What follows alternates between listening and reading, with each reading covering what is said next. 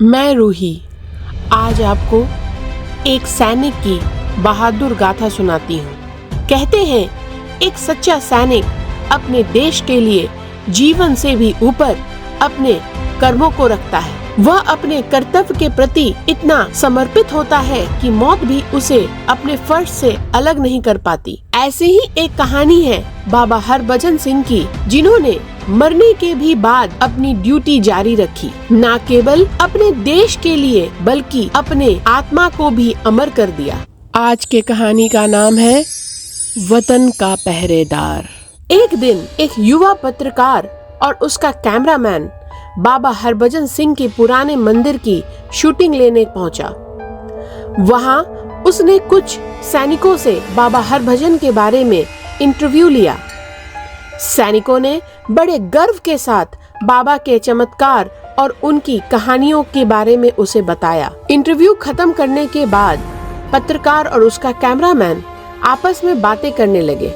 मुझे नहीं लगता कि ये सब कुछ सच है। एक सैनिक के लिए आखिर इतना कुछ ये लोग क्यों कर रहे हैं? शाम हो गई थी और दोनों लौट रहे थे। रास्ता लंबा था और रात हो चुकी थी। तभी उनकी कार बीच रास्ते में बंद हो गई। ठंड बहुत ज्यादा थी और दूर दूर तक कोई भी नहीं था। मोबाइल का नेटवर्क भी मौजूद नहीं था जिससे वो दूसरे से मदद मांग सके। युवा पत्रकार जो एक लड़की थी, ठंड से कांपने लगी और उसकी तबीयत बिगड़ गई। अचानक कहीं से एक मिलिट्री कैप्टन आ गया। उसने पूछा, क्या हुआ? आप लोग यहाँ कैसे फंसे? उन्होंने अपनी परेशानी कैप्टन को बताई और मदद मांगी। फिर कैप्टन ने कहा, चिंता मत करो, मैं आपको नजदीकी चेक पोस्ट तक पहुँचा दूंगा।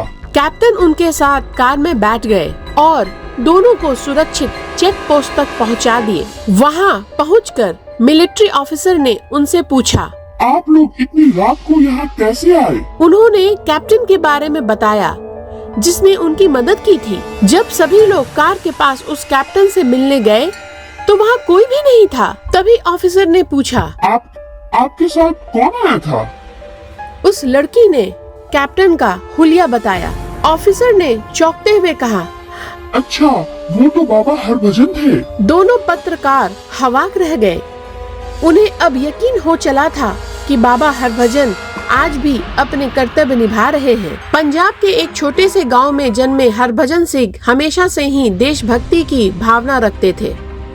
बचपन से ही उनका सपना था कि वो भारतीय सेना में भर्ती होंगे और देश की सेवा करेंगे, और उनकी यह इच्छा पूरी हो गई जब वे भारतीय सेना में भर्ती हुए और सिक्किम के नथुले दर्रे में तैनाती की गई। वहां उन्होंने देश की सुरक्षा के लिए अपने प्राण की आहुति दी। लेकिन उनकी कहानी यहीं पर खत्म नहीं होती है। कहते हैं मौत के बाद भी उनकी आत्मा आज भी अपने कर्तव्य को पूरा कर रही है। एक दिन जब वे अपने साथी सैनिकों के साथ गश्त लगा रहे थे, तब एक तेज बहाव वाली धारा ने उन्हें अपने चपेटे में ले लिया। उनके साथियों ने उन्हें बचाने के लिए दौड़ लगाई, लेकिन उस तेज धारा से वो हार गए। उनकी खोज के लिए कई कोशिश की गई, लेकिन 3 दिनों तक खोज के बाद भी उनकी कोई सुराग ना मिली। 3 दिन बाद उनके एक साथी सैनिक को एक अजीब सा सपना आया। उसने देखा कि बाबा हरभजन सिंह उसके सामने खड़े हैं और उसे अपने शव के बारे में बता रहे हैं। सैनिक अचानक चौंक गया। नहीं बाबा, आप जिंदा हैं? ये कैसे हो सकता है? आपने मुझे क्यों बुलाया? तभी बाबा हरभजन सिंह ने कहा, मुझे खोजो, मैं वही हूँ जहाँ तुमने सोचा भी नहीं। मेरी आत्मा को चैन तभी मिलेगा जब तुम मेरी बात मानोगे। अगले ही दिन उस साथी ने अपने अफसर को इस बारे में बताया। जब वो उस स्थान पर गए तो सभी के होश उड़ गए। बाबा का शव ठीक उसी स्थान पर मिला जहाँ उन्होंने सपने में बताया था। इसके बाद बाबा हरभजन सिंह का अंतिम संस्कार उसी स्थान पर किया गया।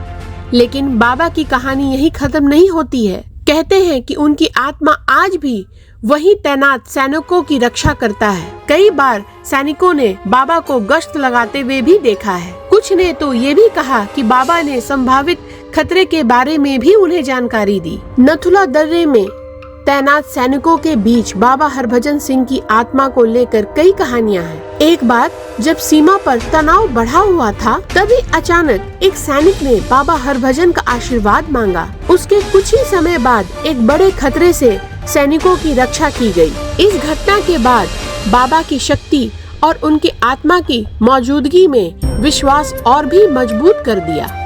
आज भी बाबा हरभजन सिंह का मंदिर भारतीय सेना के सैनिकों के लिए आस्था का और श्रद्धा का केंद्र बना हुआ है। उनके आत्मीय साहस और निष्ठा की यह गाथा हमें यह सिखाती है कि सच्ची ड्यूटी कभी खत्म नहीं होती। शायद इसलिए आज भी बाबा हरभजन सिंह नथुला दर्रे में अपनी ड्यूटी निभा रहे हैं।